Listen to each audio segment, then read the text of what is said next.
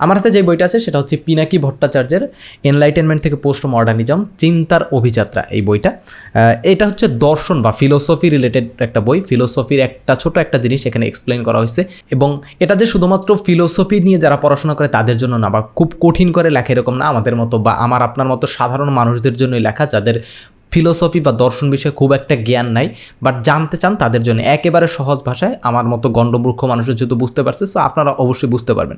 বইয়ের শুরুতেই খুব সুন্দরভাবে লেখা আছে যে বাংলায় ফিলোসফি বা দর্শনে যে বইগুলো আছে সবগুলো হচ্ছে খুবই কঠিন ভাষায় লেখা হয়। দেখেন, ফিলোসফি জিনিসটা হচ্ছে চিন্তা করার জিনিস, একটা ফিল করার জিনিস, তাই না?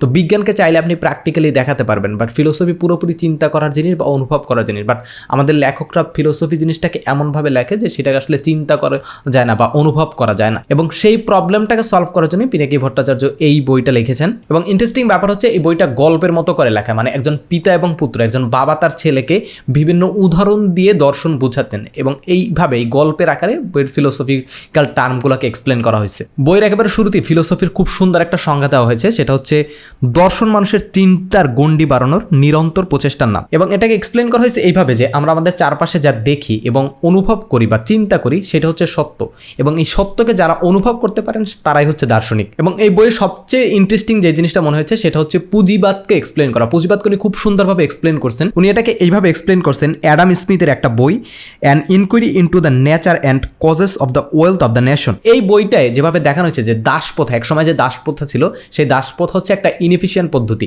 এর চেয়ে আমি যদি চাকরিজীবী শ্রেণী তৈরি করতে পারি, সেটা কিন্তু একজন মনিবের জন্য বা একজন ইন্ডাস্ট্রি ওনারের জন্য সেটা অনেক বেশি ইফিশিয়েন্ট হবে, এবং এটাকে রিপ্লেস করা হয়েছে পুঁজিবাদী অর্থব্যবস্থা দিয়ে। এবং এটাকে এক্সপ্লেন করতে গিয়ে দাস এবং শ্রমিকের একটা সুন্দর পার্থক্য উনি বলছেন যে দাস জানে সে আসলে দাস, সে তার দাসত্বটাকে মেনে নেয়, বাট শ্রমিক বা চাকরিজীবীরা আসলে জানে না সে আসলে দাস, সে মনে করে সে আসলে স্বাধীন, বাট তার স্বাধীনতাটা আসলে অ্যাকচুয়ালি কোনো স্বাধীনতা না, সে আসলে পরাধীন, বাট সে মনে করছে সে স্বাধীন। এখানে উনি রবীন্দ্রনাথের একটা উদাহরণ দিয়েছেন যে যে পক্ষে শিকল আছে সে পক্ষ পাখিকে হচ্ছে শিকল দিয়ে বাঁধে, আর যার কাছে শিকল নাই সে হচ্ছে আফিম দিয়ে পাখিকে বেঁধে রাখে। তারপর সর্বশেষ ফেসিবাদের ব্যাপারে কয়েকটা কথা লেখা আছে যে ফেসিবাদে এমন একটা কল্পিত সত্য তৈরি করা হয় যার বিরুদ্ধে ঘৃণা ছড়িয়ে তাকেই সমস্ত সমস্যার মূলে দাবি করা হয়।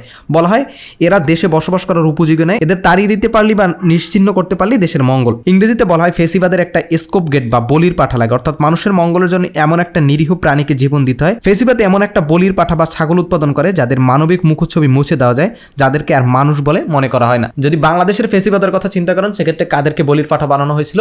যে ইসলামিস্টদের বলির পাঠা বানানো হয়েছিল। তো এরপর আরো অনেক ইন্টারেস্টিং ব্যাপার স্যাপার আছে। এই ফেসিবাদ ছাড়া আরো অনেক বিষয় নিয়ে আলোচনা করছেন, সবগুলো বললে ভিডিও লম্বা হয়ে যাবে। সো আজকে এই পর্যন্তই, চাইলে পড়ে দেখতে পারেন। অসাধারণ একটা বই, আমি একবার পড়ছি এবং আর একবার শুরু করছি পড়া।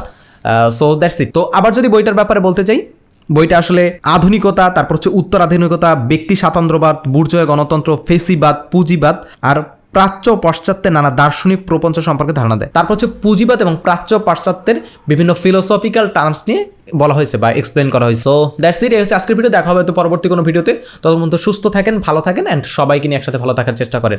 আসসালামু আলাইকুম।